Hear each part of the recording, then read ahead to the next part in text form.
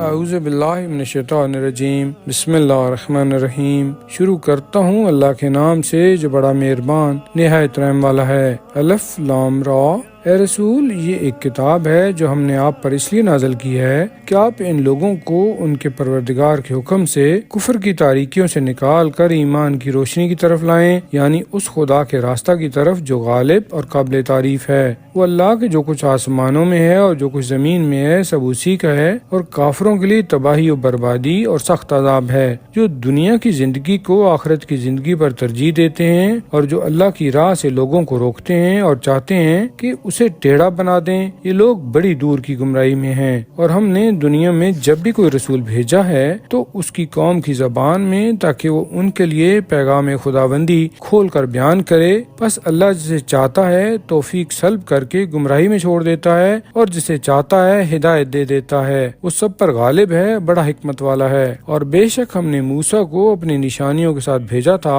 اور حکم دیا کہ اپنی قوم کو کفر کے اندھیروں سے نکال کر ایمان کی روشنی میں لائیے اور انہیں اللہ کے مخصوص دن یاد دلاؤ۔ یقیناً اس یاد دہانی میں ہر بڑے صبر و شکر کرنے والے کے لیے بڑی نشانیاں ہیں۔ اور یاد کرو جب موسیٰ نے اپنی قوم سے کہا، اللہ کے اس احسان کو یاد کرو جو اس نے تم پر کیا، یعنی اس نے تمہیں فرعون والوں سے نجات دی جو تمہیں سخت عذاب پہنچاتے تھے، اور وہ تمہارے لڑکوں کو ذبح کر ڈالتے تھے اور لڑکیوں کو زندہ چھوڑ دیتے تھے، اور اس میں تمہارے پروردگار کی طرف سے تمہاری بڑی آزمائش تھی۔ اور یاد کرو جب تمہارے پروردگار نے تمہیں مطلع کر دیا تھا کہ اگر میرا شکر ادا کرو گے تو میں تمہیں اور زیادہ دوں گا، اور اگر کفران نعمت یعنی ناشکری کرو گے تو میرا عذاب بھی بڑا سخت ہے۔ اور موسیٰ نے کہا کہ اگر تم اور روئے زمین کے سب لوگ کفر اختیار کریں تو اللہ کو اس کی کیا پرواہ ہے، وہ یقیناً بے نیاز اور قابل ستائش ہے۔ کیا تمہیں ان لوگوں کی خبر نہیں پہنچی جو تم سے پہلے گزر چکے، یعنی قوم نوح اور عاد و سمود، اور وہ لوگ جو ان کے بعد ہوئے ہیں جنہیں اللہ کے سوا کوئی نہیں جانتا،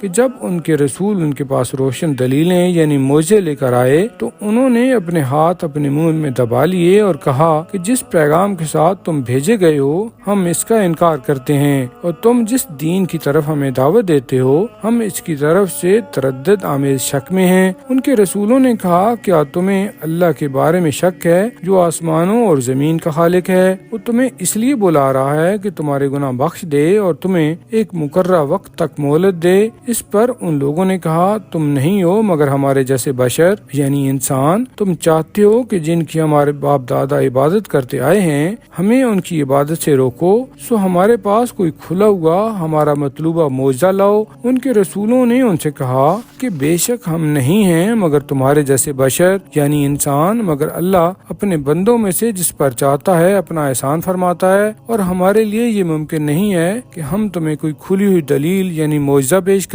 مگر اللہ کے حکم سے، اور اللہ پر ہی اہل ایمان کو بھروسہ کرنا چاہیے۔ آخر ہمیں کیا ہے کہ ہم اللہ پر بھروسہ نہ کریں، حالانکہ اسی نے ہمیں ہماری زندگی کی راہوں کی رہنمائی کی ہے، اور تم ہمیں جو ایذائیں پہنچا رہے ہو ہم ان پر صبر کریں گے، اور اللہ ہی پر بھروسہ کرنے والوں کو بھروسہ کرنا چاہیے۔ اور کافروں نے اپنے رسولوں سے کہا کہ ہم تمہیں اپنی سرزمین سے نکال دیں گے یا پھر تم ہمارے مذہب میں لوٹ آؤ، اور تب ان کے پروردگار نے ان پر وحی بھیجی کہ ہم ان ظالموں کو ضرور ہلاک کر دیں گے، اور ان کے بعد ہم تمہیں اس سرزمین میں آباد کریں گے۔ یہ وعدہ ہر اس شخص کے لیے ہے جو میری بارگاہ میں کھڑے ہونے سے ڈرے اور میری تہدید سے خائف ہو۔